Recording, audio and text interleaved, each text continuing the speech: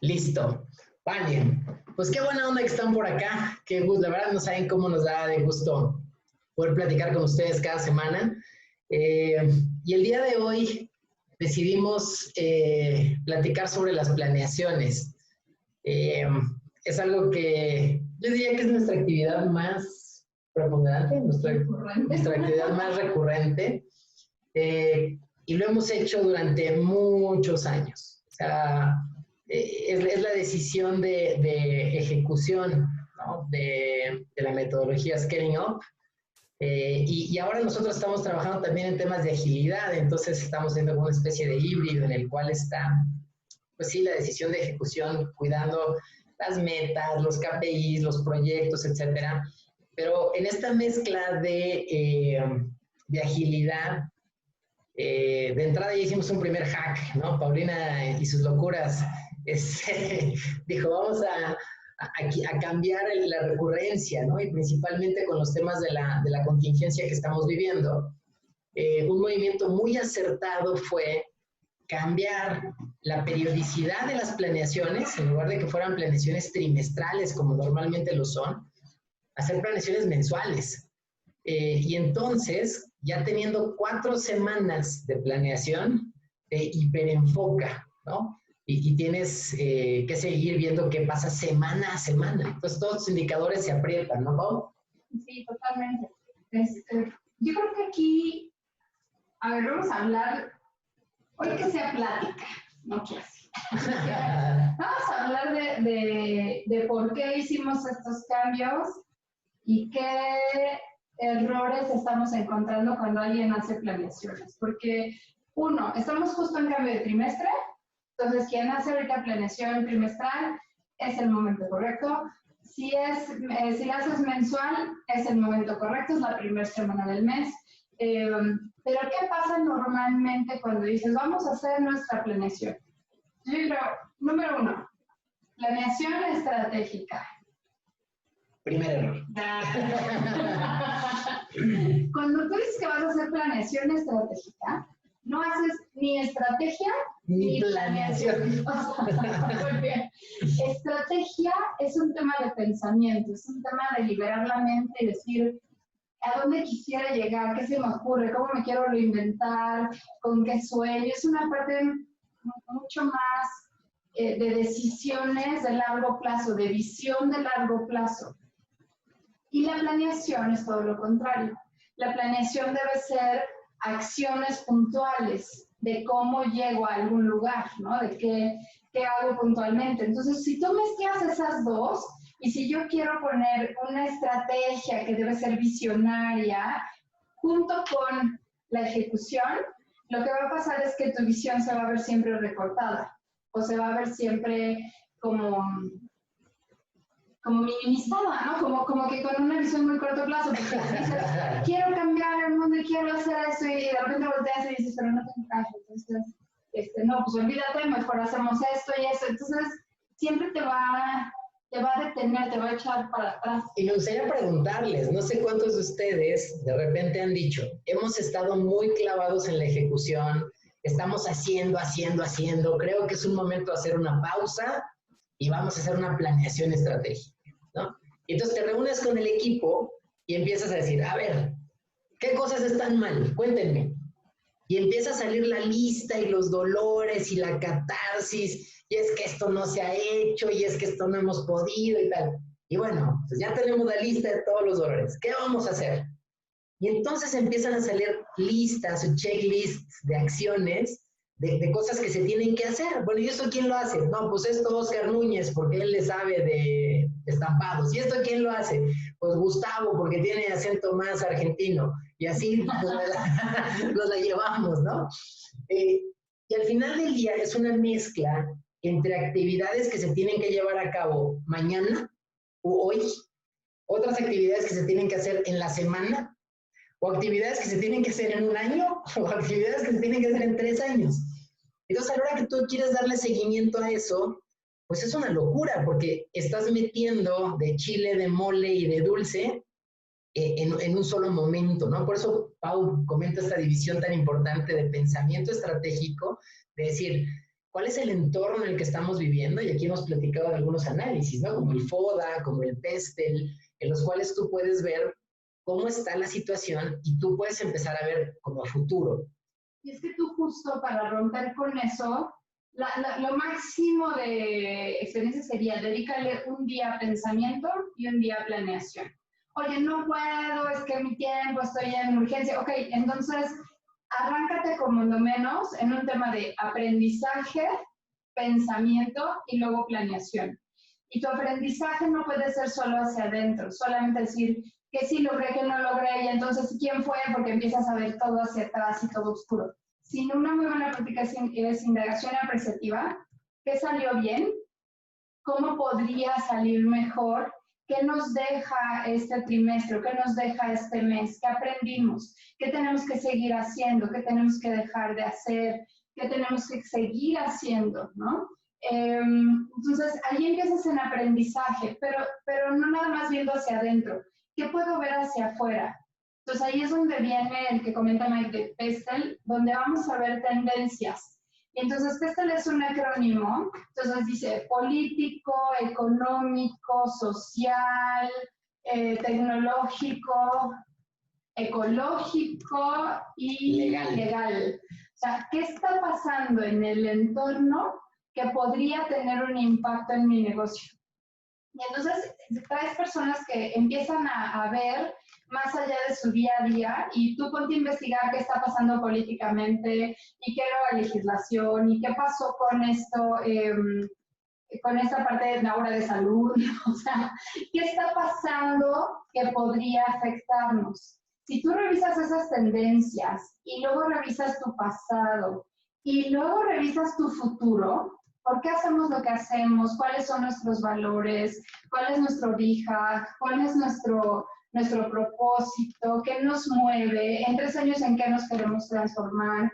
¿Qué nos gustaría hacer? ¿Cuál es el impacto que queremos generar en el mundo?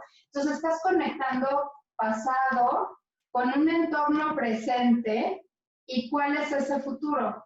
Entonces, en el momento en que tú ves eso, agarra una fuerza a tu pensamiento, porque empiezas a decir, ahora sí, ¿qué es lo más importante? Después de haber hecho eso, ahora sí di qué es lo más importante. Porque si no haces ese análisis, lo más importante va a ser, más que lo más importante, lo más doloroso. Lo más urgente. Lo más urgente, lo que más me duele ahorita. Y entonces dejas de crecer, ¿no? Dejas de ver más allá.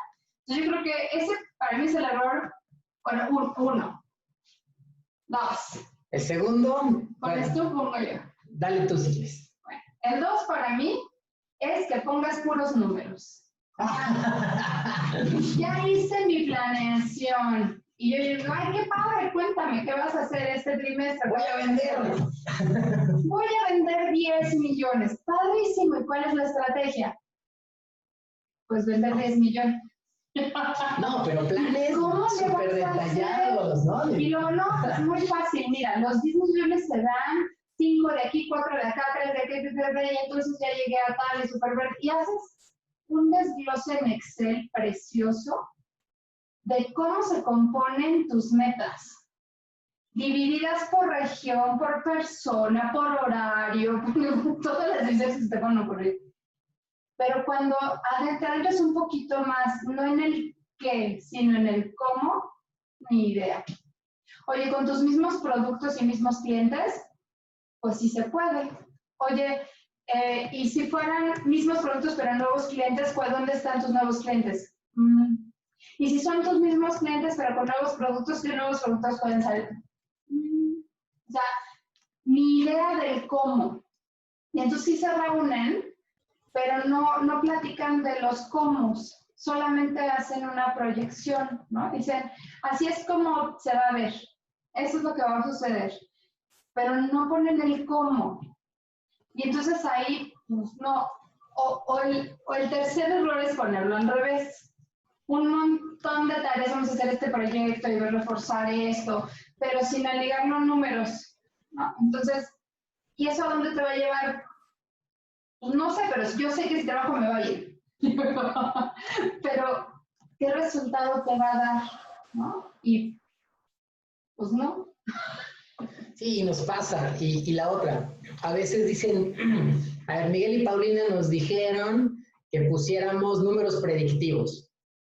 Pero los números predictivos, resulta que nada más agarraron el número del final y lo rebanaron para cada semana, ¿no? En lugar de decir cuáles son las actividades. Ahora, si bien nos va, existen números realmente predictivos, como número de visitas, número de llamadas, que es parte de la estrategia de qué es lo que vas a hacer, pero no nos ponen ningún proyecto, ¿no? Entonces solamente están los números súper enfocados en las cosas puntuales que se van a medir semana a semana, pero eso lo único que va a hacer es que la empresa siga con una misma inercia. No nos va a permitir hacer un cambio. Recuerden, cada que nosotros hacemos la planeación la dividimos en 3 tramos. Uno son las metas, son los números a los cuales nosotros queremos llegar. Luego vienen los KPIs, que son los indicadores predictivos o las actividades recurrentes que yo tengo que medir. Y por último, los proyectos. Si yo no tengo proyectos, no estoy evolucionando como empresa. Simplemente estoy agarrando la misma inercia y ahí me voy a seguir, ¿no? Entonces, eso tener muchísimo cuidado. Yo creo que otro error, déjame ver, ahora me toca.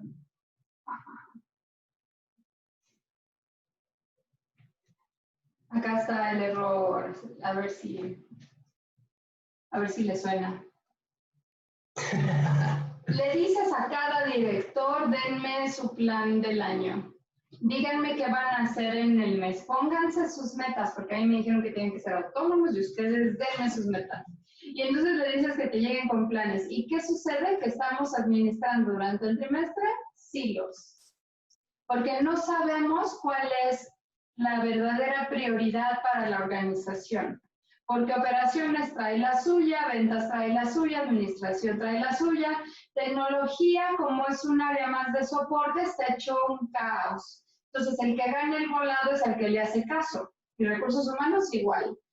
Y aparte trae sus propias prioridades, porque ya se puso sus metas. Entonces, esto es una guerra de fuercitas, de a ver quién habla más fuerte, porque no tenemos claridad de cómo integrar. No le damos a nuestro equipo una línea directa de cuál es la meta más importante. No la meta de cada uno, la meta como organización. Entonces, el verdadero reto en una buena ejecución no es priorizar en el sentido estricto de decir qué es lo importante contra lo urgente y esto, porque la mayoría sabe priorizar para sí mismo. Pero ¿cómo priorizamos alineados como equipo? ¿Cómo decimos, no qué es lo más importante para Miguel, qué es lo más importante para Paulina, qué es lo más importante para los dos? Y a lo mejor en ese que es más importante para los dos, alguna prioridad para mí, en ese momento tiene que bajar de valor, porque vamos por el bien común y ningún bien individual puede estar por encima del bien de equipo, ¿no? Entonces, ¿cómo lograr o cómo provocar ese trabajo colaborativo? Creo que ese es otro error así como que típico, ¿no? Otro error de planeación. Un error muy grave de planeación es querer hacer la planeación en tu lugar de trabajo junto a toda la operación. Híjoles, ahorita por temas de la contingencia y todo, pues no nos está quedando otra más que hacer sesiones de manera remota.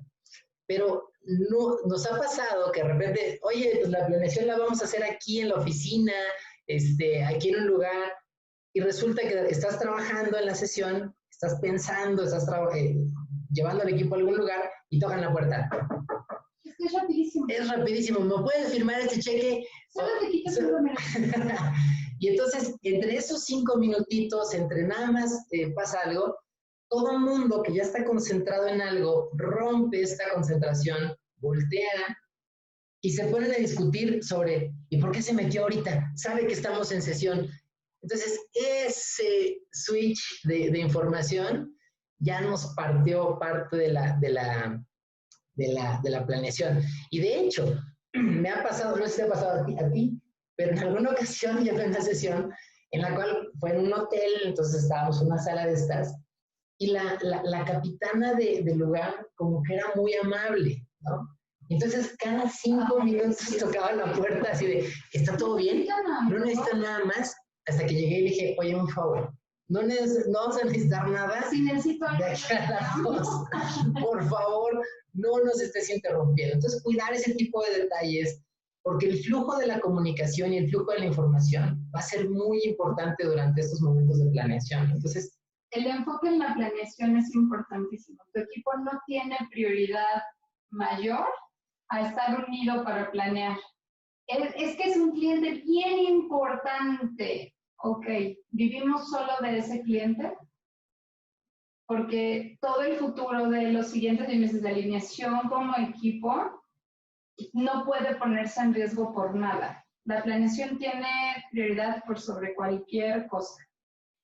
En alguna ocasión a mí me tocó algo más chistoso, la cosa más bizarra que me ha pasado. Estábamos en una empresa, esa planeación yo estaba como arreglando y estaba haciéndola otro compañero y yo estaba apoyándolo. Empieza a hacer la planeación y todo va muy bien y ahí estamos todos y demás, un equipo grande, como unas 12, 13 personas y de repente entra, ya saben, lo típico, así de 5 minutitos van con el director, le dice, y seguimos, ¿no? Y el director voltea con él y le dice, y empieza a hablar y se empiezan a pasar, y está, espera, frénala, ¿no? ¿Qué está pasando? Y en eso uno de ellos se sale, dice, ok, y se sale, ¿no? Y entonces le dice, el que estaba moderando en su momento, le dice al director, oye, ¿todo bien? ¿Quieres que frenemos? ¿Qué pasa? No te preocupes. Y yo, pero es que los veo a todos, es que ellos administran estacionamientos.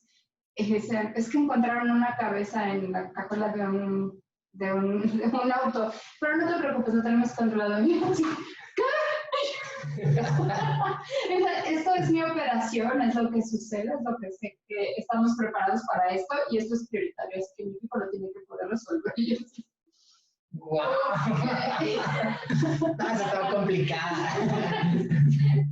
Cada quien tiene que dominar su operación y asegurarse de tener segundos a bordo que puedan operar. Es peligrosísimo decir, es que mi equipo de dirección no se puede mover un día para hacer planeación porque si no el equipo operativo no lo sabe resolver, entonces no tienes directores. O sea, en realidad están operando y si no tienes un segundo a bordo es un riesgo muy, muy importante. Y es una gran prueba. Yo cuando arranqué mi carrera, yo empecé en el Hotel Nico México. Y en el Hotel Nico México a mí me tocó un área muy generis, ¿no? de auditoría y fue de verdad de las mejores experiencias de mi vida. Pero sin irme a ese cuento, porque si no me va a seguir, es una empresa japonesa y esta empresa tiene una mentalidad muy interesante que he ido entendiendo también con los años esas prácticas. Y una de las prácticas que a mí me llamado la atención es que a partir de ciertos niveles de gerencias y direcciones, tenían que tomar un mes de vacaciones al año, obligatorio, todo junto. No había manera que digas, bueno, me tomo 4 semanas, una en diciembre, no. Es un mes a fuerza, fuera del hotel, no tenías derecho a venir, estaba como que bastante penado el tema de que te tuvieran que contactar o que tú tuvieras que resolver algo. Y yo decía, ¿pero por qué hacen eso? Yo decía, por un lado, estaba yo muy chiquita y yo decía, pues es un tema de descanso y zen y los japoneses. Pero después fui entendiendo y también preguntando, y claro que no, eso obligaba a que tú formaras un segundo a bordo. Y la segunda es que si hubiera cualquier fraude o algún mal manejo, después de un mes salía. O sea, no hay manera de que, era como a prueba. Así fue como más se detectaron los principales errores de desviaciones de recursos, porque pues había realmente un trabajo en equipo malicioso, ¿no? Pero por lo regular, no. Entonces, era una práctica bien interesante. Y aquí, fíjate que, pues sí, lamentablemente, después de 10 años uno empieza a ver algunos patrones y muchas veces algunos jugadores que dicen, es que yo llevo 20 años aquí, nunca he tomado vacaciones y yo no salgo. Ay, digo, qué peligroso, porque ¿por qué no? O sea, está tan saturado o está secuestrando tanto a la organización que ya no, que el know-how de la empresa no es de la empresa, es de la persona. Y eso es bien peligroso en todos los sentidos. Usted puede estar cometiendo un fraude, y ya hemos visto muchos. Puede ser un tema de justo, de control, de así no me corres, no me sacas, y entonces nunca hace que el know-how quede en la organización, sino que solamente depende de mí, ¿no? Muy bueno. Otro error. Vámonos a otro. Yo te doy otro, antes de que pongas otro. Órale, va. Arrancar una planeación con enfoque negativo. Ay, sí. Creo que de los grandes errores es cuando, y esto creo que como líderes es un aprendizaje bien importante, porque el mood del líder se contagia inmediatamente. Entonces, si tú vas a ir a tu sesión de planeación y tuviste una mala mañana, no dormiste bien, tuviste algún problema, algo, asegúrate que antes de entrar a la puerta de la sesión de trabajo, tu mood cambie. Tienes que llegar con una visión positiva de las cosas. De lo contrario, toda tu sesión va a ir hacia abajo, va a ir en espiral hacia abajo y va a ser bien difícil cambiar la energía. Entonces, en ocasiones nos ha sucedido que llegamos a una sesión, notamos que hay una sensación rara, ¿no? De eso que de repente dices, oye, todo está para abajo, todo está mal, y de plano es frenar, un icebreaker, algo para cambiar el mood y luego regresar. Pero todo este tiempo de icebreaker y regresar es tiempo que ya no se utilizó en pensamiento para futuro, sino simplemente para poder llegar a un momento de cómo meterte al flow de la sesión. Y entonces, saben que eso que comenta Miguel es de lo más común, porque pudo haber sido un muy mal mes, o puede ser que acaba de terminar un proyecto que no salió bien. Y entonces todo el mundo llega como tenso de nos van a correr, quién van a correr, o muy decepcionado, o no llegaron a la meta y es pesado. Llega todo el mundo tenso, y si la primera pregunta que se pone en la mesa es ¿qué salió mal? ¿Quién fue? ¿Por qué la regamos? Tenemos que ver las causas de este gran fracaso. Nótenlo, cuando ustedes empiezan por ahí, las personas lejos de hablar se echan para atrás, esa puede ser una reacción, o la otra es empiezan a hablar pero en contra de otro miembro del equipo, ¿no? O sea, el problema fue la otra área, el problema fue este tipo o aquel o el cliente, o sea, como que a ver contra quién pelean, o de plano, pues callados, ¿no? Entonces ahí le tienes que dar la vuelta. Les recomiendo muchísimo indagación apreciativa. Es una técnica de David Cooper-Ryder que habla justamente de cómo darle la vuelta cuando una organización necesita hacer un cambio, cuando algo sucede. Entonces, en vez de comenzar con una pregunta como ¿qué salió mal?, lo cambias a ¿qué salió bien? ¿Qué hicimos bien? Porque a pesar del peor mes de tu vida o del peor proyecto de tu vida, algo se hizo bien. Entonces, el obligar al equipo a que reconozca lo que sí funciona es importantísimo para que el cerebro ya no esté en modo fight or flight, o sea, en modo defensivo o me voy a ocultar, sino que empiece realmente a utilizar toda su capacidad para tener racionamiento. Y entonces ahí empiezas, ¿qué salió bien? Forzado, ¿eh? Muchos me dicen, no, es que el problema, no, ahorita no es el problema, al ratito vamos para allá. Primero dime qué sí funcionó, qué hicimos bien. La segunda pregunta es enfocada a cómo podría ser mejor. Ahora, que hicimos bien, ojo, porque a veces me dices, es que no puedo porque todo estuvo mal. Oye, si de plano no hubo una sola cosa, entonces piensa en tu experiencia como empresa. Entonces piensa en otras empresas que lo hacen bien. ¿Cuál ha sido el mejor evento, si fue un evento en el que has estado? Si no puedes rescatar de esto, ¿cuál ha sido el mejor mes que hemos tenido? ¿Qué fue lo que pasó en ese mes? ¿Quién participó? ¿Quién es el mejor ejecutivo? Entonces empiezas a ver lo que sí funciona dentro, o también si no, en todo alrededor. Y luego, ahora sí, ¿cómo podría ser mejor?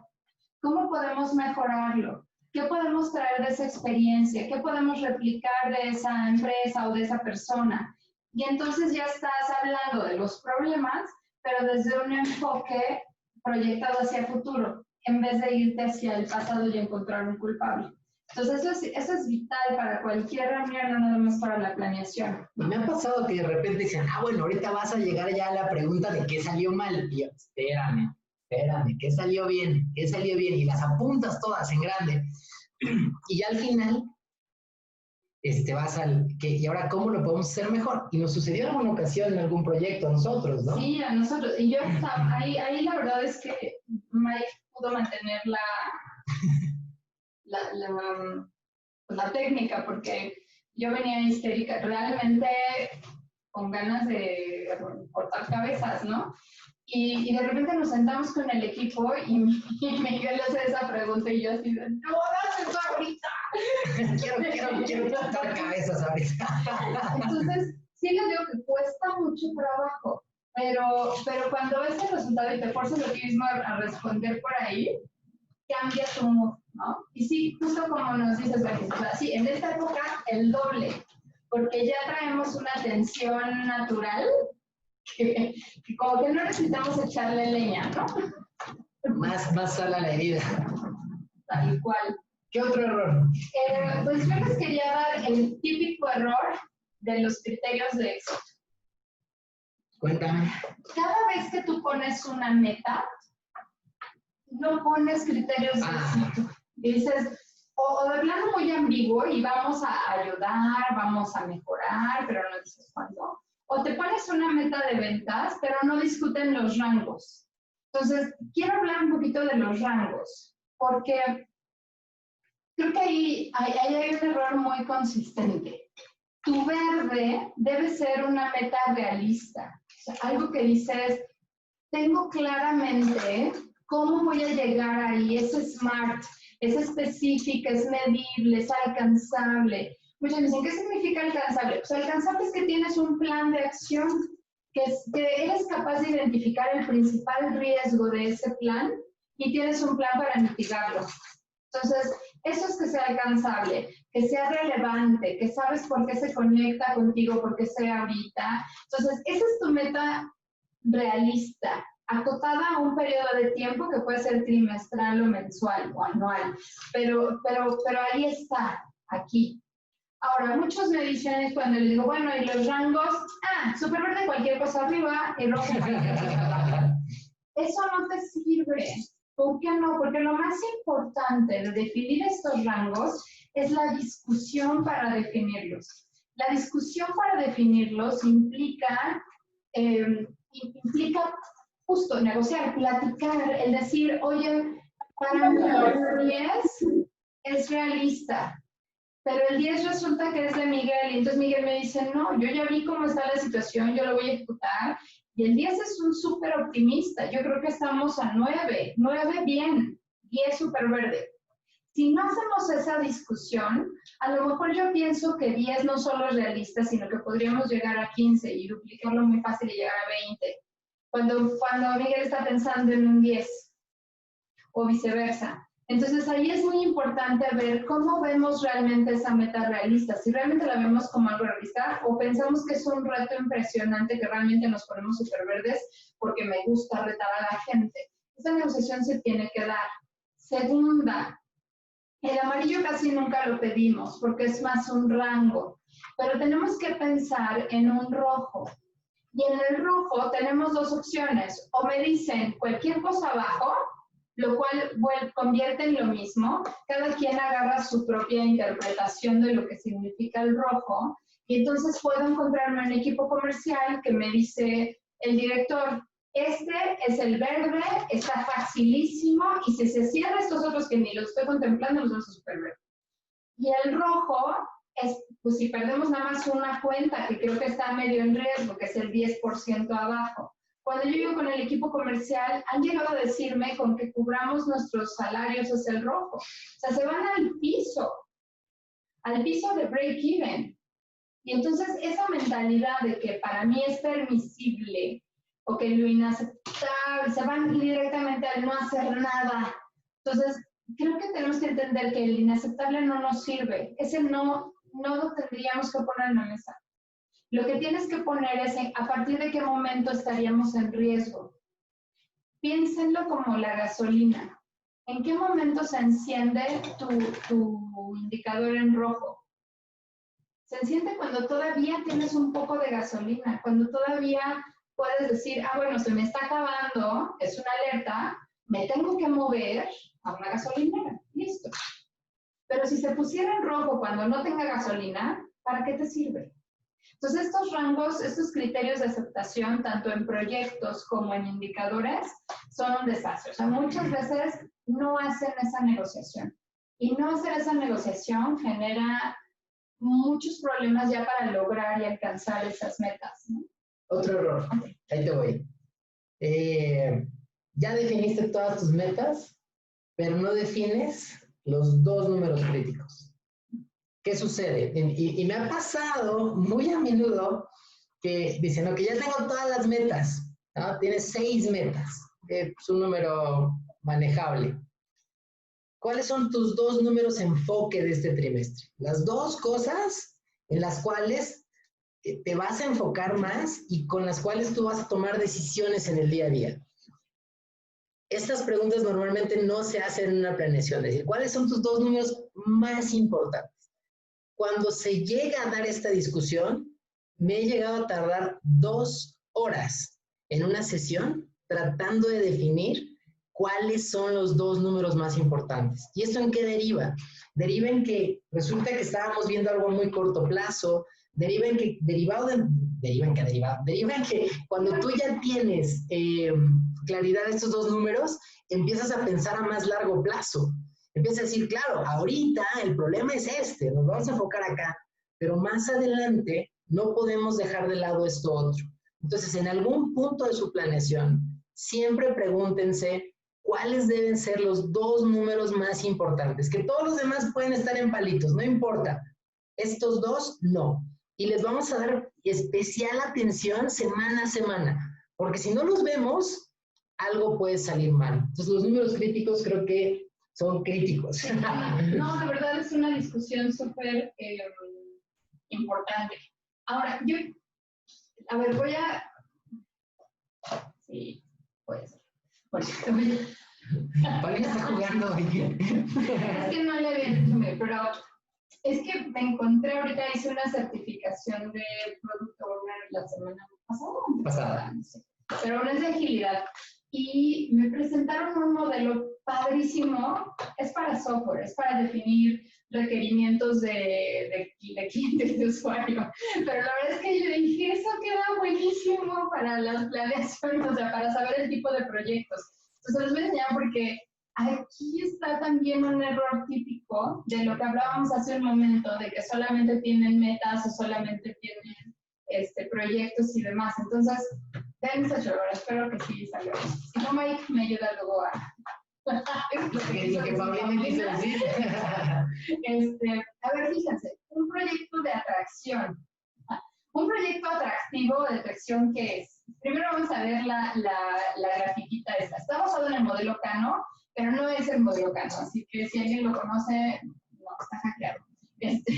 Pero vamos a pensar que pusiéramos de un lado lo que es funcionalidad de lo que es nuestro propósito. Y hacia arriba y hacia abajo, el crecimiento y la pérdida dentro de una organización. Entonces, ¿qué tipo de proyectos tenemos en nuestra estrategia que nos permitan crecer y que a la par nos permitan hacer más de lo que somos y que sean funcionales? ¿Ven esa magia? O sea, mientras más hagas un producto que te ayude, un proyecto que te ayude a crecer, que nazca de tu propósito, que se haga funcional, se vuelve un proyecto inesperado, en el sentido que va a ser como muy único para la organización. Cuando existe, van a generar esta reacción positiva tanto en los ejecutores como en los clientes, como que esa generación de identidad. Pero fíjense la magia, ¿qué pasa con estos proyectos? Porque de verdad de esto sí he visto un montón. Y de repente decimos, esto porque nosotros somos y la bandera del propósito y estamos muy filosóficos ahora. ¿Qué pasa si esto lo quitas? Hay un proyecto que empezó siendo a lo mejor atractivo y es que nosotros somos esto y siempre vamos a darle una rosa a cada persona y qué sé yo. ¿Qué pasa cuando tú lo quitas? Con el tiempo, un proyecto que pudo ser atractivo dentro de tu estrategia se vuelve ley. Entonces, si tú lo empiezas a quitar, pierdes. Oye, pero realmente no lo necesitaba, era un tema de como la cereza del pastel. Sí, pero una vez que tú lo haces y que creciste a través de ese, si lo bajas, ya es una pérdida. Si se disminuye esa característica, se pierde. Esto en particular me recuerda mucho a un libro que se los hiper recomiendo, que se llama The Power of Moments. Yo creo que ese fue, si no el mejor libro que leí el año pasado, que mira que es mucho decir, definitivamente fue uno de los 3 mejores libros que yo leí. Se llama The Power of Moments. Los autores son Chip y Dan Heath. Ahorita se los pongo para que lo puedan buscar. En The Power of Moments dice que cuando tú quieres crear un momento espectacular para un cliente o para una persona, lo que sea, tienes que diseñar ese momento, ¿no? Y tiene 4 elementos, ¿no? Que es elevation, pride, insight y una más, ¿no? Y connectedness. Entonces es epic. Pero ponía un ejemplo, en un hotel en Los Ángeles que se llama Magic Castle, que si lo buscan van a ver que es un hotel típico de estos que tiene su alberquita al centro, amarillo, medio charrito, etc. Ese hotel resulta que los precios están altísimos comparados con un Hilton y que las calificaciones que tiene ese hotel son altísimas, probablemente mejores que las de un Hilton. Dicen, ¿por qué? En ese hotel se enfocan 100% en los detalles, ¿no?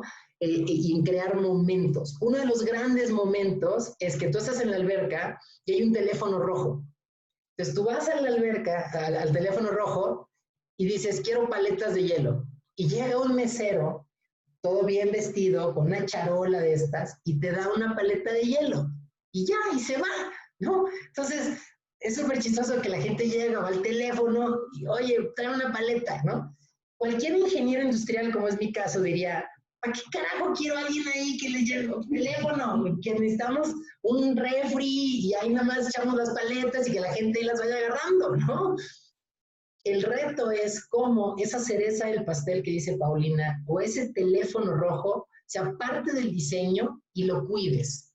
Porque en el momento en que llegue un ingeniero industrial, como es mi caso, va a querer optimizar ese tipo de cosas. Si es por diseño, tienes que defenderlo. Y es lo que dice Pau. O sea, ¿cómo haces que ese tipo de detalles permanezcan en el tiempo? Entonces, ese libro, si no han leído, cómprenlo hoy. Entonces, en tu estrategia tú tienes que tener algunos de estos proyectos que se vuelven emocionales, pero que se vuelven parte de tu identidad. Y tienes que convertirlos en algo totalmente duro, o sea, algo que era inesperado y sorpresivo. Si se vuelve parte de tu identidad, ya no lo puedes quitar. Y eso implica meterle indicadores, eso implica protegerlo y blindarlo, ¿no? Ahora, otro tipo de proyectos que ves son los de desempeño. Y esto es justo los KPIs, o sea, esto es lo esperado. O sea, ¿somos eficientes? ¿Somos sostenibles? O sea, estos son tus KPIs. Estos no son proyectos. O sea, el que tú me digas, voy a hacer lo que siempre hago o voy a hacer para lo que me fui contratado, no puede ser una prioridad. Oye, ¿cómo que no? A ver, entendámonos en el lenguaje esquelino, que para nosotros ha sido todo un dolor de cabeza en ese sentido, porque le llaman prioridades. Y entonces, ¿cómo se le ocurre a Paulina decir que para un vendedor las ventas no son prioridad? Pues no, o sea, sí, pero en el lenguaje de decir es prioridad, pues no, la prioridad, de acuerdo con este no, es un proyecto, algo que te mueve, que te desplaza de un punto A a un punto B, mientras que lo demás es business as usual. Entonces, para un vendedor, las ventas, que son prioritarias, es un business as usual, para eso fue contratado y tiene que tratarse como un KPI y está aquí, es lo que esperaba, son proyectos de desempeño. Esto en una planeación son tus KPIs. Entonces, incrementarlos, hacerlos mejor, te hace más eficiente y te hace crecer. Y te hace más funcional. Hacerlos poco funcionales, irte hacia el otro lado o hacerlos menos, me genera una pérdida. Entonces, tu plan tiene que tener también de estos. Otros. Los proyectos del deber ser. Fíjense en dónde están, que son distintos. Aquí es, yo puedo mejorar mi desempeño. Mi gestión comercial siempre puede ser mejor. ¿Cómo la mejoro? Sin embargo, esta no es un tema de mejora, sino del mínimo cumplimiento. ¿Cuáles son las cosas mínimas? ¿Cuál es ese mínimo esperado funcional? Que si tú lo descuidas y se te cae, no solamente no genera crecimiento, sino te puede generar decrecimiento y te puede estar generando un problema en el avance de la organización. Entonces, estos son KPIs principalmente predictivos, que son al final de cuentas, ¿cuál es la rutina que tienes que cumplir? Que si tú pierdes esa rutina, pierdes en el desempeño, que son los anteriores, y entonces no crecemos. Entonces, aquí tienes todo este relajo, ¿no? Para ver en realidad qué es, cuando tú haces una planeación estratégica, o cuando tú quieres hacer estrategia, tienes que contemplar, uno, que pensamiento estratégico debe estar separado de tu planeación de la ejecución. Dos, que tus planes tienen que tener de todo esto. O sea, que nosotros no buscamos nada más tener estos proyectos de el mínimo o de desempeño, sino que necesitamos esta parte emocional y esta parte que nos va a sumar. Necesitamos buscar crecimiento y necesitamos buscar soporte. Entonces, creo que, espero no haberlos mareado con esto, ¿no? Pero me pareció muy interesante porque veo continuamente que se nos olvida en un plan que tiene que tener todos estos componentes. Y como muchos de los softwares comerciales que se venden solo como software, como Monday, como Asana, etc., están enfocados en un task manager o project manager, cuando mucho, no tienen todos estos componentes, porque o te enfocas en cumplir tareas o te enfocas en cumplir indicadores. Pero no te cruzan lo que son indicadores, que es tu business as usual y performance, contra tus innovaciones y tus proyectos de evolución, ¿no? Entonces necesitas ese balance. Buenísimo. Oye, ¿preguntamos qué errores han cometido o si tienen alguna duda? Sí, nada más hay una pregunta ahí de que ¿a qué te refieres con los dos números más importantes? Literalmente, haz esa pregunta en tu planeación. Tú dices, a ver, señores, ya sacamos nuestras metas, ¿no? Tenemos claro que es A, B, C y D. En este mes o en este trimestre, ¿cuáles son los dos números más importantes en los cuales nos debemos enfocar?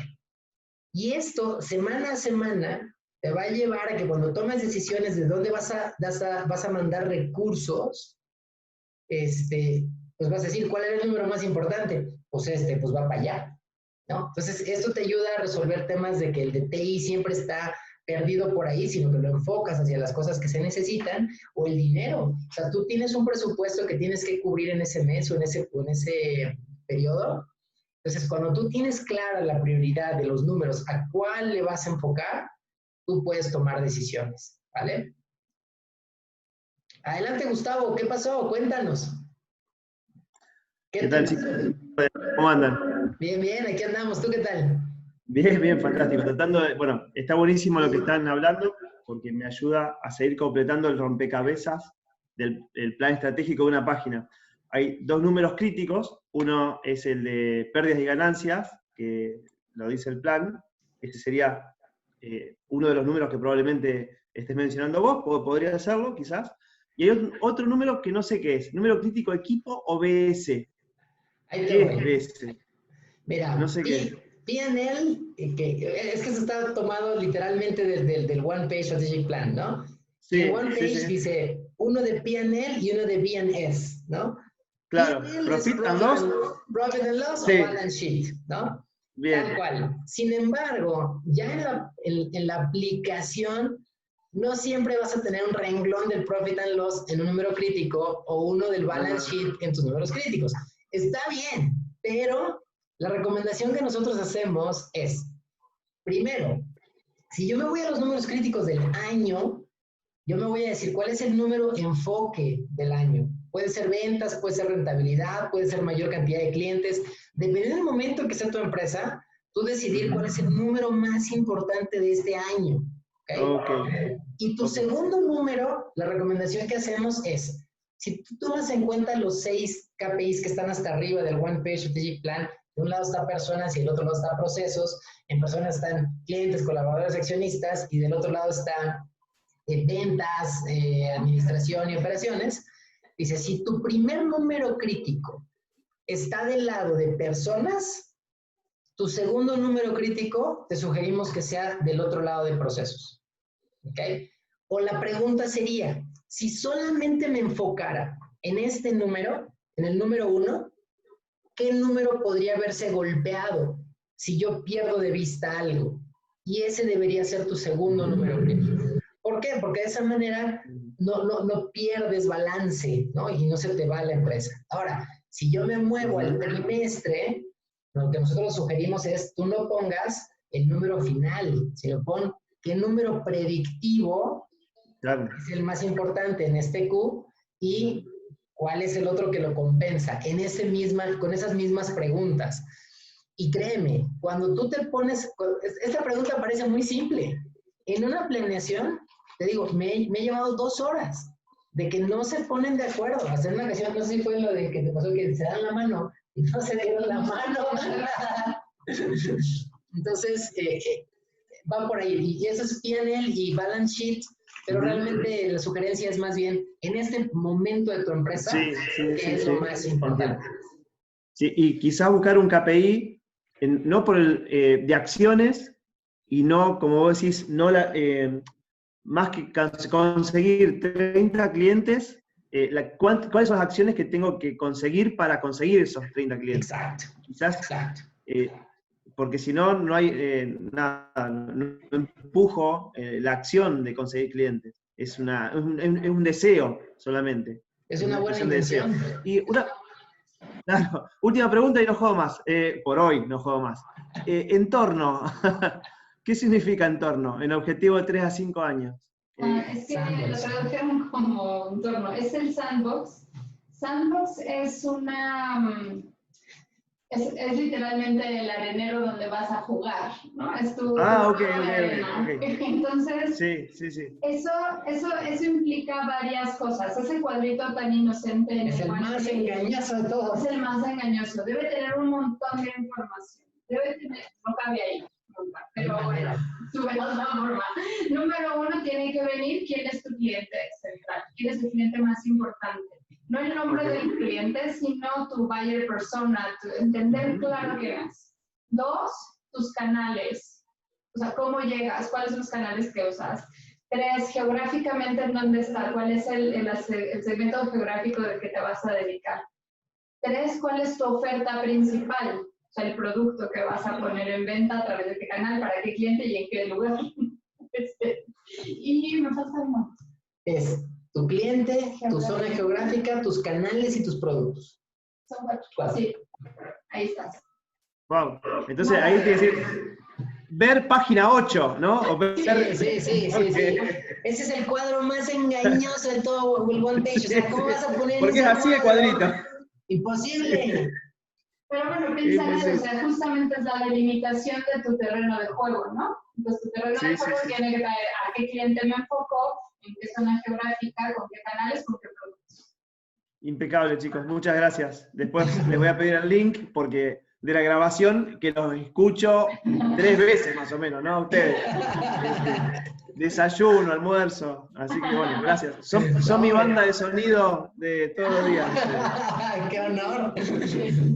Muchas gracias. No, hombre, gracias, Gustavo. ¿Quién más? ¿Quién nos cuenta por ahí? Por ahí tenemos a ver. Dice, otro de los errores de la planeación es que los líderes no ponen a todos en la misma página. Aquí estamos hablando como si ya conociéramos la página, pero muchos videos, la mayoría no conocen la página, no saben cómo llenarla. Este video lo van a ver otros que no conocen la metodología Scalino. Okay. Poner a todos en la misma página, por supuesto para nosotros es maravilloso con Scalino porque decimos la página es el One Page Strategic Plan, pero en realidad va mucho más allá de solamente el plan estratégico de la página. Poner a todos en la misma página, yo diría que es tener las disciplinas de ejecución, que es saber priorizar, saber medir, saber comunicar y tenerlo visible. Entonces, realmente lograr que tu equipo esté en la misma página es saber priorizar, o sea, saber priorizar en equipo. No pensar lo que decía hace un momento, qué es lo más importante para cada área o para mí, sino que es lo más importante para la empresa y sabiendo eso, priorizar entonces cómo puedo aportar lo mejor para que gane el equipo, no para que gane yo. Entonces imagínate que hablamos de fútbol, es como si yo soy delantero y yo meto goles, ¿no? Y mi objetivo es meter gol. Y entonces Miguel es portero y a él le toca asegurar que nadie nos meta gol. ¿Qué pasa si el partido va, no sé, 3-0 y nos faltan pocos minutos? ¿Miguel no podría ser de repente delantero y ayudarme a meter goles? No, porque su objetivo es que no entran goles. El objetivo de la compañía es más importante que el del individuo. Si no logramos hacer esto con nuestros equipos, va a haber algún punto que nuestros marcadores hagan que trabajemos en contra el delantero y el... O sea, porque yo me voy a fijar que mi marcador quede bien, el mío personal, que mi KPI esté bien, ¿no? O sea, yo voy a estar bien porque yo sí metí gol, tú estás mal porque no lo paraste, pero al final el equipo perdió. Entonces yo creo que poner a todos en la misma página es lograr que todo el mundo entienda que su posición, sea cual sea su rol, es ayudar a ganar al equipo y no nada más que te digan esta es mi prioridad y esta es mi KPI, sino cómo le ayudo a ganar al equipo. Y lo que acabas de decir es un tema que suena bien fácil, ¿no? O sea, una herramienta muy poderosa es el One Page Strategic Plan, definitivamente. Pero creo que otra herramienta muy importante para esto es 5 disfunciones de un equipo. O sea, es un contrapeso fenomenal. Si no han leído el libro de 5 disfunciones de un equipo, léanlo ayer. Es un librazo. Y 5 disfunciones lo que hace es cambiar la percepción de las personas a querer justamente tener estos individualismos, ¿no? Cómo trabajar realmente en equipo, cómo fortalecer la confianza que podamos tener entre miembros de un equipo para que podamos discutir, para que podamos compartir toda la información y, por otro lado, darle la confianza a los demás de que pueden ejecutarlo y que por eso están contratados ahí. Entonces, coincido que el reto es esto de hacer que la gente vea cuál es la página. Si tienen Scaling Up es un gran avance, pero si no se tiene trabajada la parte de equipo, de todos modos, aunque tengas Scaling Up, va a ser bastante complicado. Sí.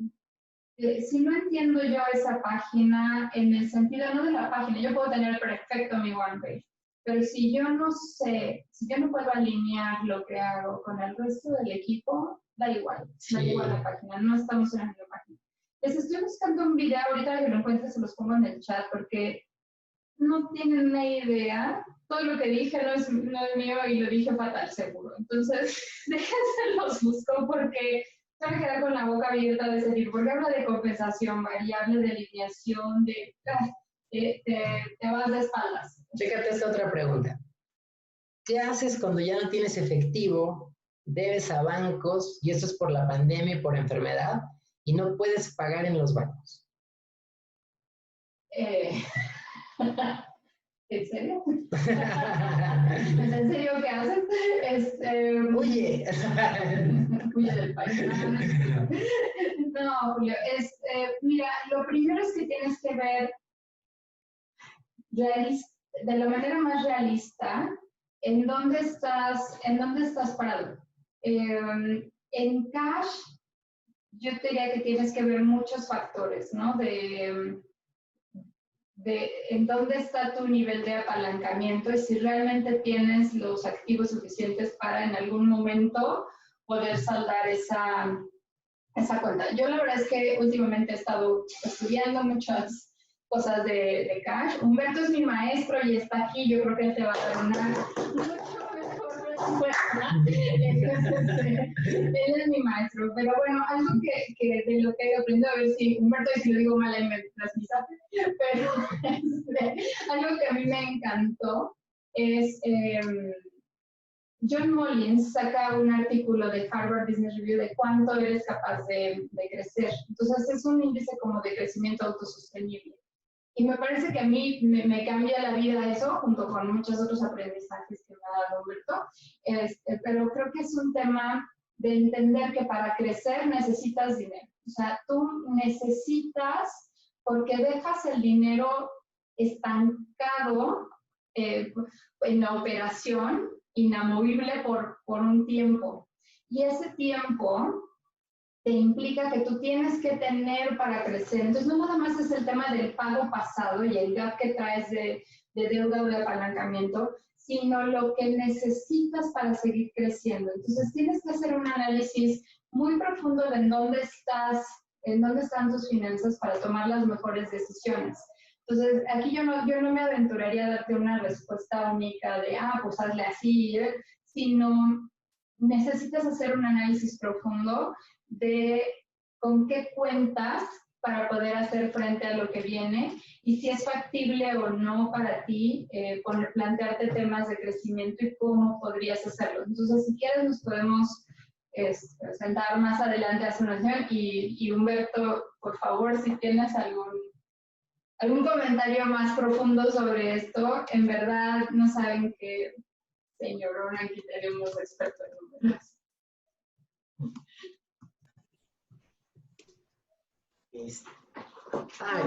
No te escuchamos, Humberto.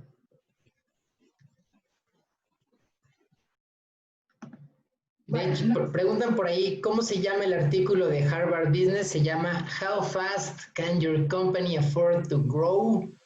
Y creo que se lo tenemos, se los podemos compartir. De hecho, les pongo el link, aquí está en inglés. La verdad es que no tiene desperdicio el artículo.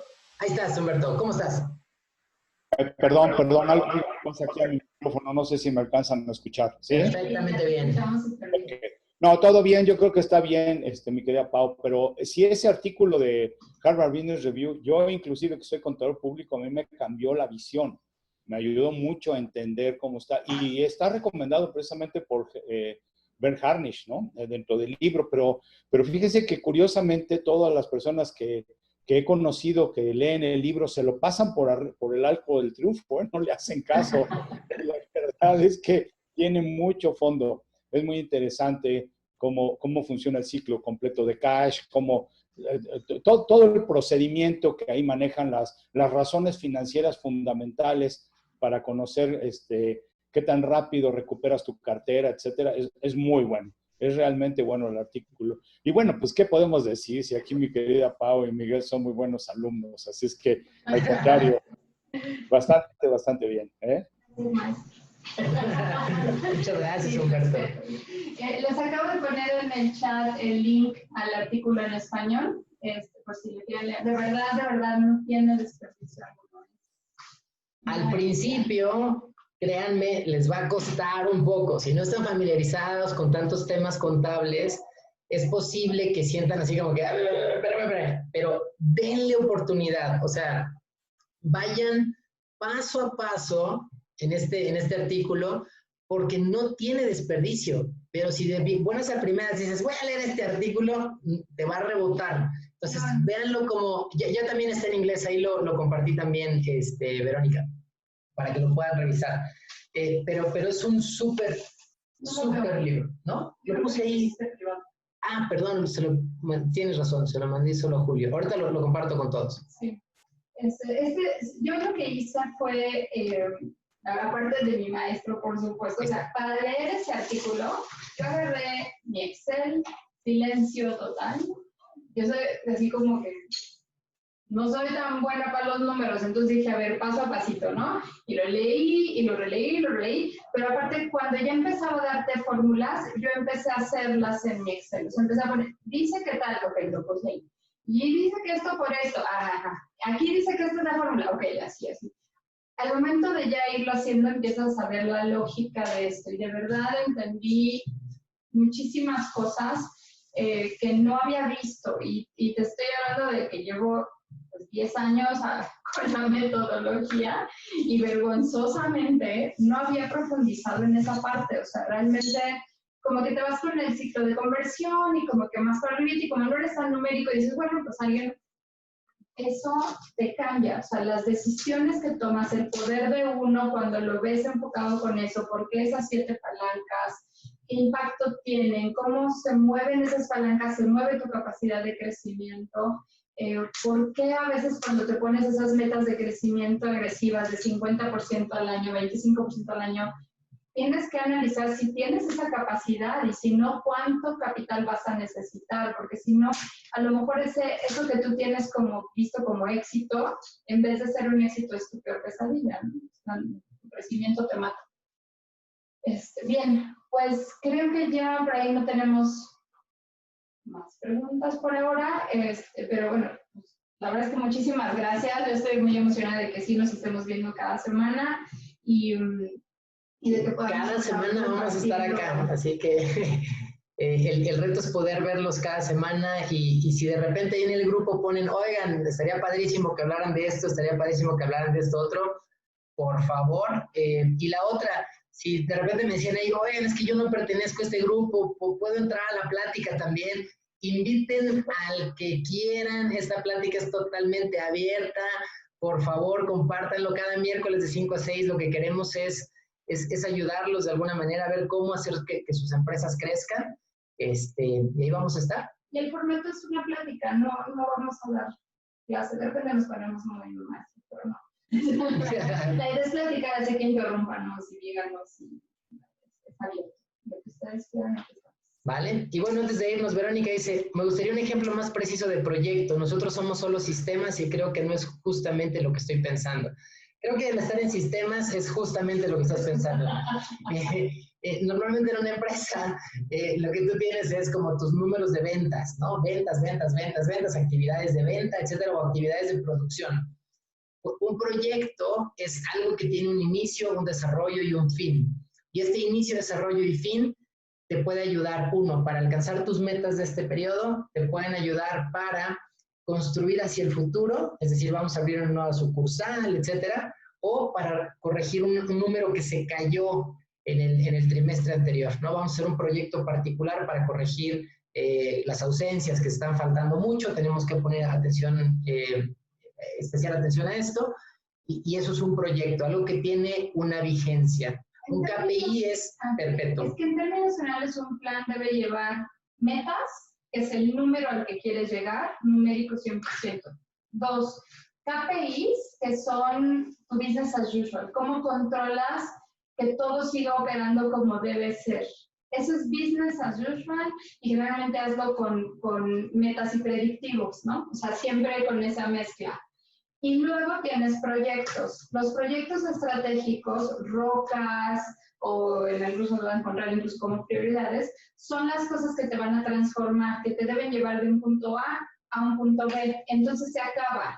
Si tú, esa característica puedes ver si traes ya proyectos o te estás quedando con puros KPIs. Si eso es algo que tú podrías tener siempre, entonces es business as usual y es un indicador.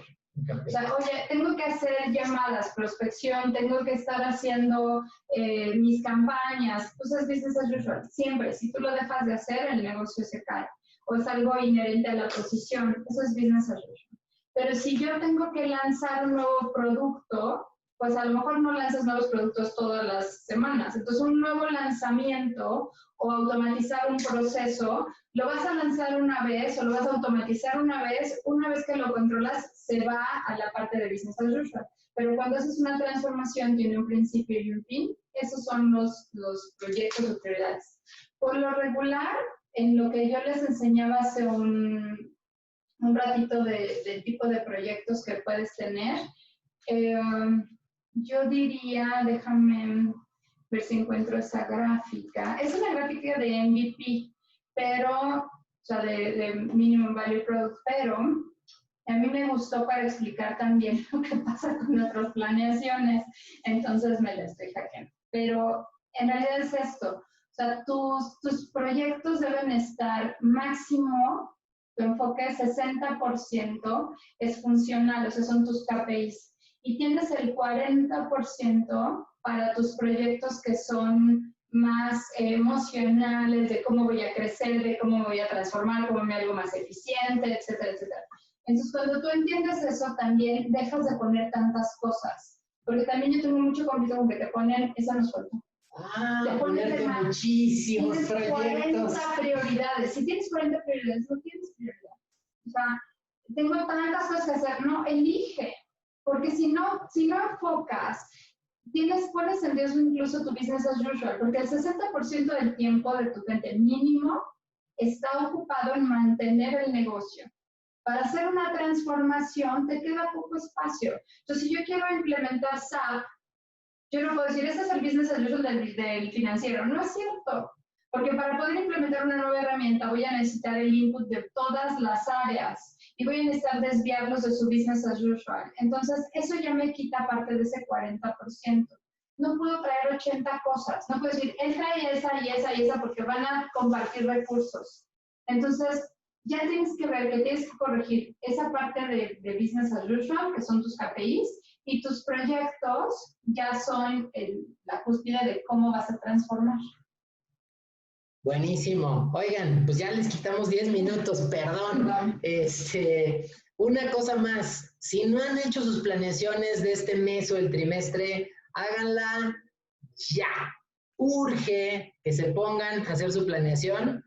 Y ahí estamos, ¿no? Si quieren mandar algo, oye, fíjate que pasó esto, contáctenos y de repente dicen, oigan, ¿cómo nos ayudan con una planeación? Platicamos.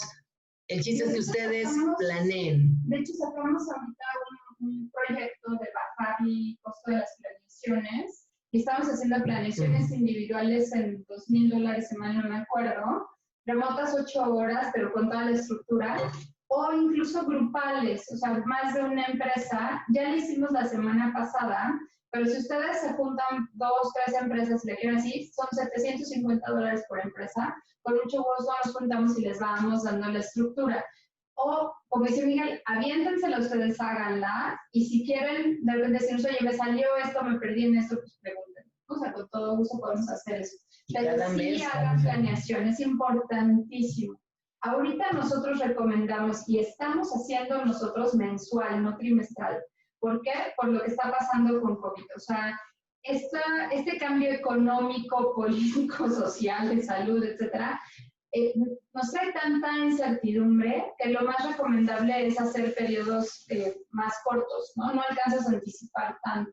Entonces, nuestras planeaciones ahorita están siendo mensuales. Esa es una recomendación. Si no, por lo menos tu trimestral, y estás ahorita justo cambiando. Cambio de trimestre, ¿vale? Pues muchísimas gracias por haber estado con nosotros el día de hoy. Les mandamos un muy, muy fuerte abrazo. Por favor, cuídense. Cualquier cosa nos manda el mensaje de WhatsApp. Ahí estamos. Y Julio, con todo gusto, si quieres ahorita, mándame mensaje para que echemos una platicada. Y pues mil gracias. Nos vemos, les mandamos el link próximo miércoles a las 5. Gracias, Humberto. Bye.